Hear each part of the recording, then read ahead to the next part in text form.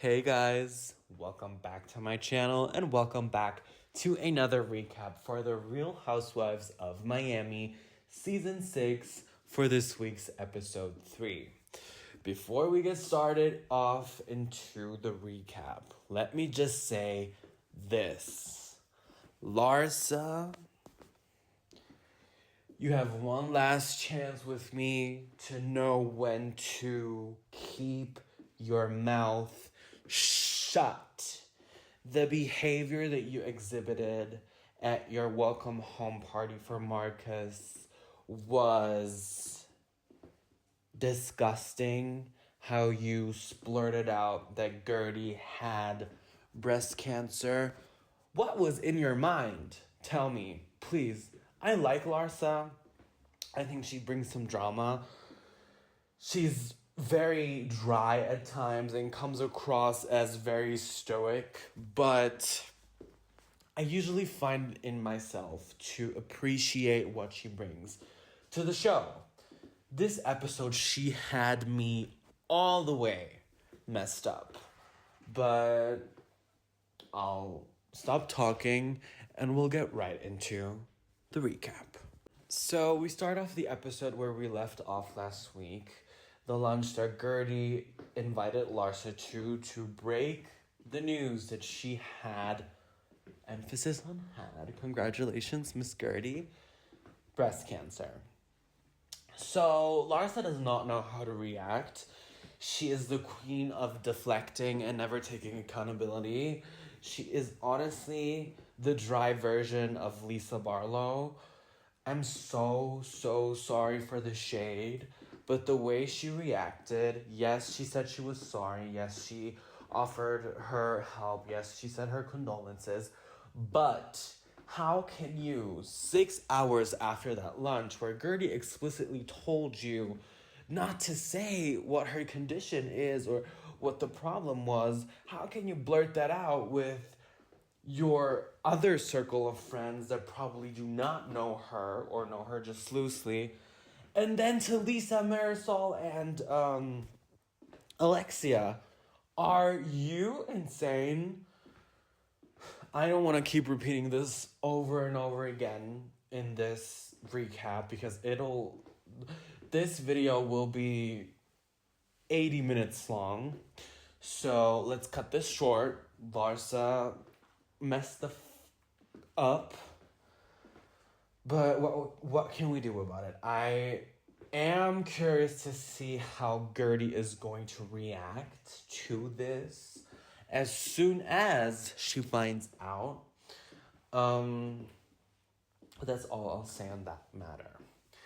So we're preparing for Marcus's coming home party that Larsa is throwing for him.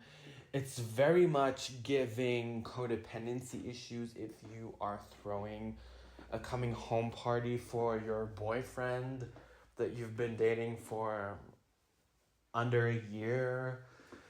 Maybe she even used this as an excuse to have some scenes on the show, which I can imagine, as any other castmates would.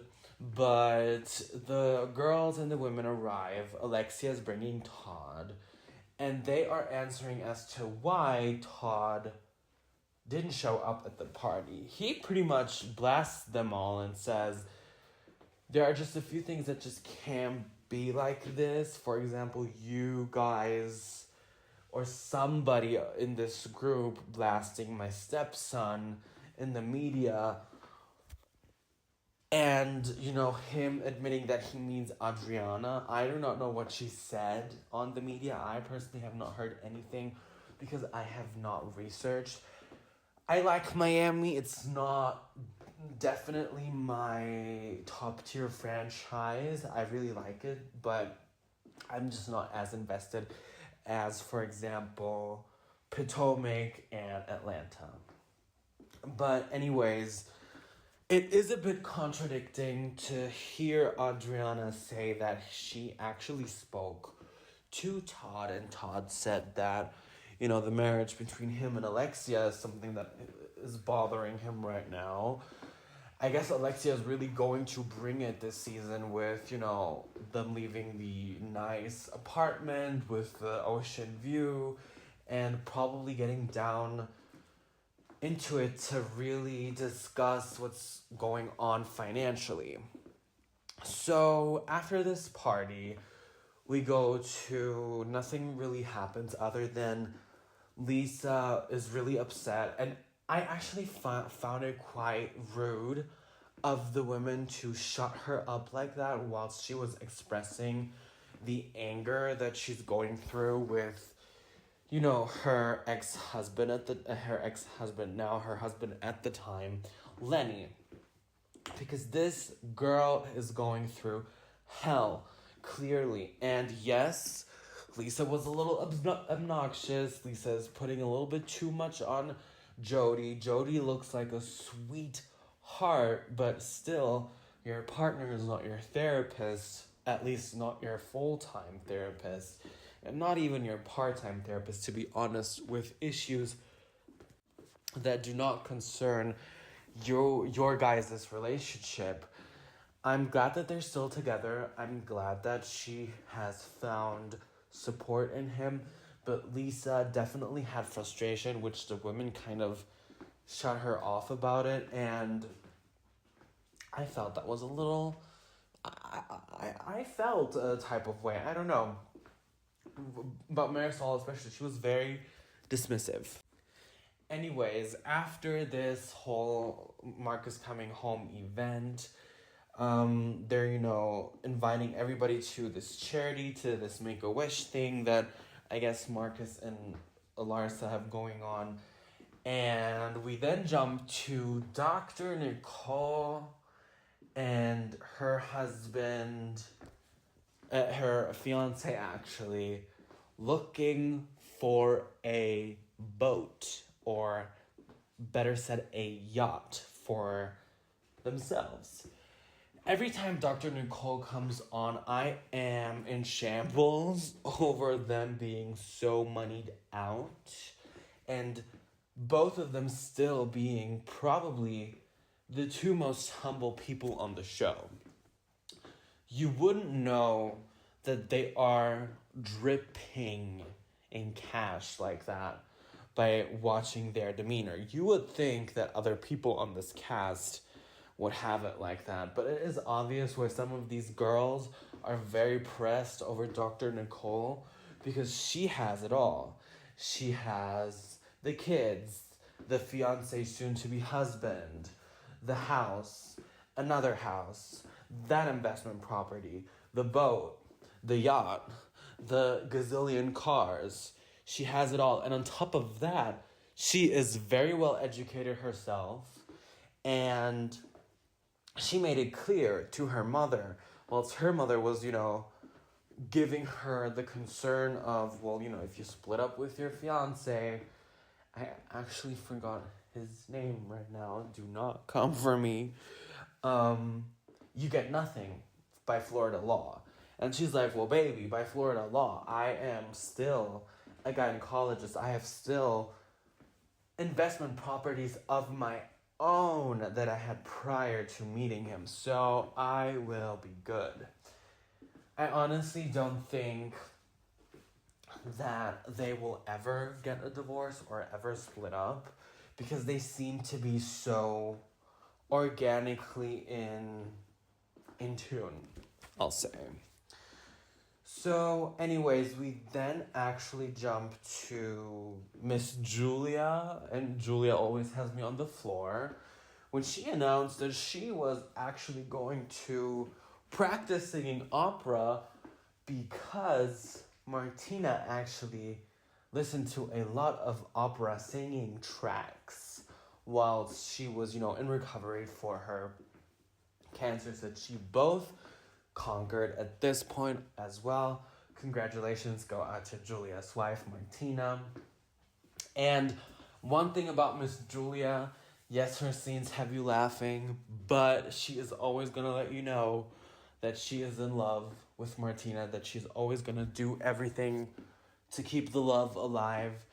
I mean, the sweetest gesture your partner trying to learn how to sing your favorite tunes when you were in recovery for something so tragic as cancer. I mean, shout out to Miss Julia. She definitely knows how to make Martina happy. So we then have some scenes with Guerdy and her husband Russell.